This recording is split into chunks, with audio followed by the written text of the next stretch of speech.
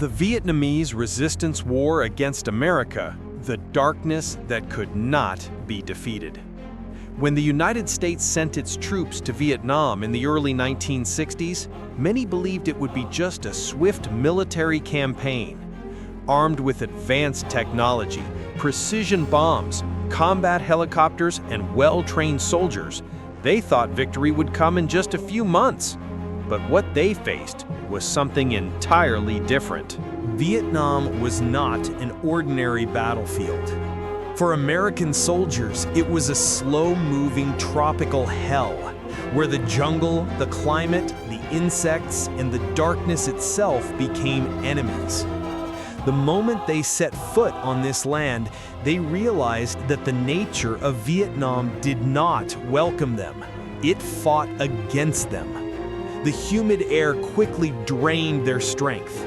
Leeches, mosquitoes, malaria, and tropical diseases attacked them day after day. The muddy roads made it nearly impossible for tanks and helicopters to move. And deep within those jungles lurked something far more terrifying than any wild beast: the Vietnamese soldiers.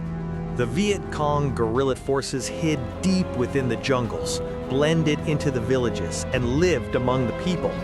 By day, they were farmers. By night, they were soldiers. They had no shining uniforms, no formal formations, but they possessed something no superpower could ever manufacture: an unbreakable will. They appeared like ghosts among the trees, striking swiftly and vanishing without a trace. The sudden silence of crickets in the night, that was the warning of an imminent ambush. For American soldiers, every smile, every child, every farmer could be a hidden warrior. That was their greatest fear: the invisible enemy. Beneath the surface, Vietnam held another world, a vast network of tunnels stretching for hundreds of kilometers, the most famous being the Cu Chi tunnels. There, Vietnamese soldiers ate, slept, treated the wounded, planned strategies, and continued to fight. For American troops, those tunnels were a true nightmare. Narrow, pitch dark, filled with bamboo traps, explosives, venomous snakes, and suffocating darkness. The so-called tunnel rats, American troops sent down into those tunnels, faced the thin line between life and death with every breath they took. To crush the will of resistance, the United States dropped millions of tons of bombs on Vietnam, more than the total used in World War II. Napalm bombs burned down villages.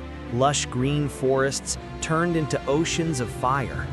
Agent Orange, a deadly chemical, was sprayed everywhere, stripping the land bare, destroying the environment, and leaving millions of people suffering from its consequences for generations. Yet, instead of surrendering, the Vietnamese rose even stronger. They saw their homeland in flames, and they understood. This was not just a war.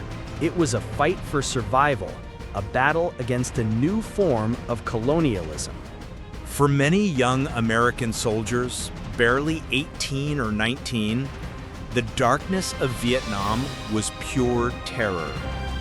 The rustling of the wind, the chirping of insects, the faint sound of footsteps in the night, every noise could mean death creeping closer. There was no clear front line. No place was truly safe. A peaceful village by day could turn into a blazing battlefield by night. They didn't fight out of hatred. They fought because they were ordered to. But each day, they watched their comrades fall, heard the cries of civilians, and carried scars that would never fade. When they returned home, they brought with them wounds no medicine could heal, the kind that live deep within the soul. The defeat of a superpower. As the war dragged on, the Americans realized that technology, tanks, planes, and bombs all were meaningless against the will of the Vietnamese people. American television showed images of devastated villages, children running in terror, and flag-draped coffins returning home week after week. The anti-war movement spread, and the American people began to ask, why are we there?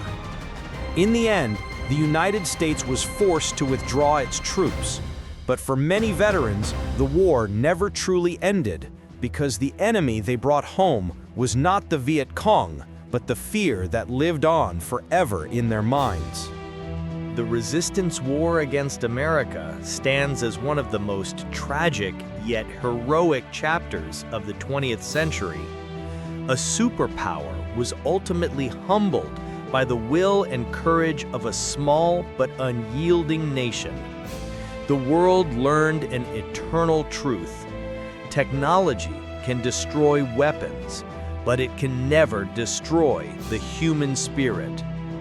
Vietnam did not only win a war, it won in faith, in resilience, and in the burning desire to live freely on its own land. Like, comment, and subscribe to Hero Monument to join us in retelling the stories of courage, of those who made the whole world bow in respect. Each video is a tribute, a flame of memory that will never be extinguished.